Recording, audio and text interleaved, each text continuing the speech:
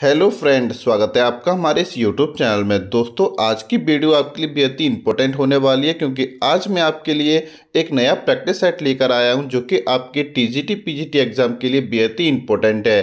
अगर दोस्तों आप तैयारी कर रहे हैं तो ये वीडियो आपके लिए वरदान साबित हो सकती है क्योंकि यहाँ पर जितने भी आपके पिछले सालों में क्वेश्चंस आए हुए हैं सबका समावेश किया गया है। साथ में उन इम्पोर्टेंट क्वेश्चंस को भी बताया गया है जो कि आपके एग्जाम में आने की उम्मीद रहती है। तो अगर आपको किसी भी सवाल का आंसर आता है तो आप उसे कमेंट बॉक्स में कमेंट करें, और नहीं आता है तो आप अपनी कॉपी में लिखते जाएं जिससे कि आपका सिलेक्शन निश्चित हो सके।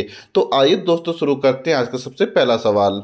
तो सबसे पहला सवाल है, प्रपद्यवाद किसका पर्याय है? तो इसका सही आंसर हो जाएगा ऑप्शन नंबर 2, नकेनवाद। अब यहाँ पर आपको बड़े ध्यान से समझना है कि नकेनवाद किस प्रकार से बना था, अर्थात यहाँ पर किन किन कवियों के नाम जुड़ा हुआ है। तो बिहार के 3 कवियों नलिन विलोचन शर्मा, केसरी कुमार तथा नरेश ने मिलकर अपने नाम के पहले अक्षर को मिलाकर नकेन शब्द बनाया था। क्योंकि दोस्तों पेपर में एक बार पूछा गया था कि नकेनवाद शब्द किन किन कवियों के नाम से बना है, तो आपका आंसर हो जाएगा नलिन विलोचन शर्मा, केसरी कुमार तथा नरेश ने मिलकर नकेनवाद की रचना की थी। हमारा अगला सवाल है, रुद्रट वक्रोक्ति को शब्दालंकार मानते हैं, इसे अर्थालंकार किसने माना है? तो दोस्तों इसका सही आंसर हो जाएगा ऑप्शन नंबर 3, वामन ने। बढ़ते हैं अपने अगले सवाल की तरफ। निम्नलिखित पात्रों को नाट्य कृतियों से सम्मिलित कीजिए। यहाँ पर दोस्तों आपको 2 सूची दे रखी है और आपको इसका मिलान करना है। सबसे पहले दे रखा है आपको स्कंदगुप्त, ये संबंधित है प्रपंच बुद्धि से। कोणार्क ये संबंधित है विषु से। आषाढ़ का एक दिन ये संबंधित है विलोम से, जबकि सूर्य की पहली किरण से अंतिम किरण ये संबंधित है शीलवती से। तो दोस्तों इस तरीके से आपका ऑप्शन नंबर 3 बिल्कुल सही हो जाएगा। हमारा अगला सवाल है, निम्नलिखित रचनाकारों और रचनाओं को सम्मिलित कीजिए। यहाँ पर भी दोस्तों आपको 2 सूची दे रखी है और आपको इसका मिलान करना है। जैनेन्द्र जो कि दोस्तों संबंधित है मुक्तिबोध से, निर्मल वर्मा जो संबंधित है वेदिन से, ओम प्रकाश वाल्मीकि जो संबंधित हैं झूठन से, और प्रभा खेतान जो संबंधित हैं आओ पे घर चलें। तो दोस्तों इस तरीके से इसका ऑप्शन नंबर 1 बिल्कुल सही हो जाएगा। आप यहाँ पर अपने आप मिलान करना, उसके बाद सही आंसर देना। दोस्तों अगर आपको किसी भी क्वेश्चन का आंसर आता है तो आप उसे कमेंट बॉक्स में कमेंट जरूर करें, जिससे कि दोस्तों मुझे पता चल सके कि यहाँ पर आप कितने क्वेश्चन सही कर रहे हैं। हमारा अगला सवाल है, खड़ी बोली का प्रयोग सबसे पहले किस पुस्तक में हुआ है? तो दोस्तों इसका सही आंसर हो जाएगा ऑप्शन नंबर 4, प्रेम सागर। अब यहाँ पर आपको याद रखना है कि प्रेम सागर की रचना लल्लू लाल जी ने की थी। ये क्वेश्चन बहुत पूछा जाता है, और अगर आपको ये क्वेश्चन नहीं पता है तो अपनी कॉपी में नोट कर सकते हैं कि प्रेम सागर की रचना किसने की थी? लल्लू लाल जी ने की थी। वहीं अगर बात करें सुख सागर की तो इसकी रचना सदाशुक लाल ने की थी। हमारा अगला क्वेश्चन है, पुष्टि मार्ग का आधार ग्रंथ कौन सा है? तो दोस्तों इसका सही आंसर हो जाएगा ऑप्शन नंबर 3, श्रीमद् भागवत।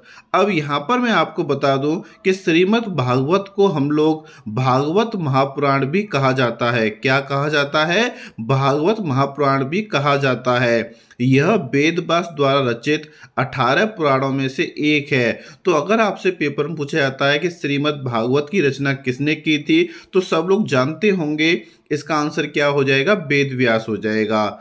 वहीं अगर रामायण की बात करें तो रामायण की रचना की थी महर्षि वाल्मीकि ने। हमारा अगला सवाल है, हिंदी साहित्य के आदिकाल का अभिनव जयदेव किसे कहा जाता है? तो इसका सही आंसर हो जाएगा ऑप्शन नंबर 2, विद्यापति। यहाँ पर दोस्तों विद्यापति को बहुत सारी उपाधि मिली हुई हैं, जैसे अभिनव जयदेव, कवि शेखर, मैथिल कोकला। ये सभी उपाधि किसको मिली हुई हैं? विद्यापति के मिली हुई हैं। जबकि आचार्य रामचंद्र शुक्ल ने इन्हें श्रृंगार कवि तथा हजारी प्रसाद द्विवेदी ने इन्हें भक्त कवि कहा है। हमारा अगला सवाल है, आवत जात पनैया टूटी बिसर गयो हरि नाम, यह पंक्ति किस कवि की है? तो दोस्तों इसका सही आंसर हो जाएगा ऑप्शन नंबर 3, कुंभन दास। हमारा अगला सवाल है, यहाँ पर भी दोस्तों आपको पंक्ति दे रखी है और आपसे पूछिए यह पंक्ति किस कवि की है, तो इसका आंसर हो जाएगा ऑप्शन नंबर 4 मती राम। हमारा अगला सवाल है, यहाँ पर दोस्तों आपको एक दोहा दे रखा है, बड़े ध्यान से दोहे को पढ़िएगा और फिर आपसे पूछा है कि इस दोहे में कौन सा अलंकार होगा, तो दोस्तों इसका सही आंसर हो जाएगा ऑप्शन नंबर 2 विरोधाभास। हमारा अगला सवाल है, हिम किरीटीन किसकी रचना है, तो दोस्तों इसका सही आंसर हो जाएगा ऑप्शन नंबर 1 माखनलाल चतुर्वेदी। अब यहाँ पर आपको याद रखना है कि माखनलाल चतुर्वेदी को एक भारतीय आत्मा के नाम से भी जाना जाता है। किस नाम से जाना जाता है? एक भारतीय आत्मा के नाम से माखनलाल चतुर्वेदी को जाना जाता है।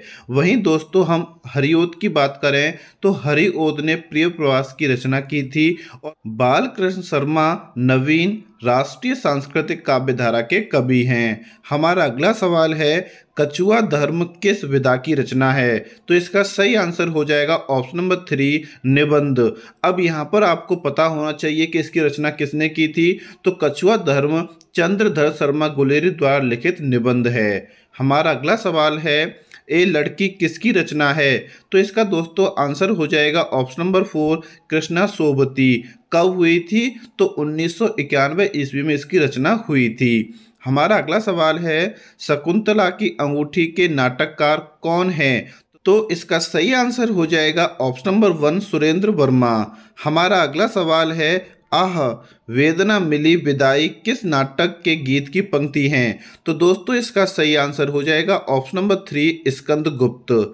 हमारा अगला सवाल है, काव्यानुभूति की जटिलता चित्त वृत्तियों की संख्या पर निर्भर नहीं बल्कि संवादी और विसंवादी वृत्तियों के द्वंद्व पर आधारित है, यह कथन किसका है, तो इसका सही आंसर हो जाएगा ऑप्शन नंबर 1 रामचंद्र शुक्ल का। और यहाँ पर मैं आपको बता दूं कि रामचंद्र शुक्ल, नामवर सिंह, नंद दुलारे वाजपेयी और हजारी प्रसाद द्विवेदी ये सभी क्या हैं, एक आलोचक हैं।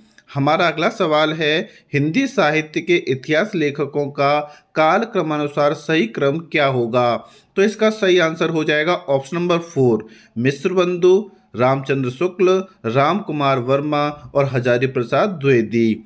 हमारा अगला सवाल है, इन उपन्यासों को उनके लेखकों के साथ सम्मिलित कीजिए, तो यहाँ पर दोस्तों आपको दो सूची दे रखी हैं। पहली सूची में आपको उपन्यास दे रखा है और दूसरी सूची में आपको लेखक के नाम दे रखे हैं, आपको इसका मिलान करना है। तो सबसे पहले बात कर लेते हैं दिल्ली का दलाल, ये दोस्तों संबंधित है पांडे वेचन शर्मा उग्र, गुनाहों का देवता संबंधित है धर्मवीर भारती से, अंतराल संबंधित है मोहन राकेश से और भूले बिसरे चित्र ये संबंधित है दोस्तों आपके भगवती चरण वर्मा से। तो दोस्तों इस तरीके से इसका ऑप्शन नंबर 1 बिल्कुल सही हो जाएगा। हमारा अगला सवाल है जो कि बहुत ही ज़्यादा इम्पोर्टेंट है, यहाँ पर भी आपको करना क्या है, सम्मिलित करना है। अब कैसे करेंगे सम्मिलित? मृगावती किससे संबंधित है, तो ये संबंधित है दोस्तों शेख नबी से।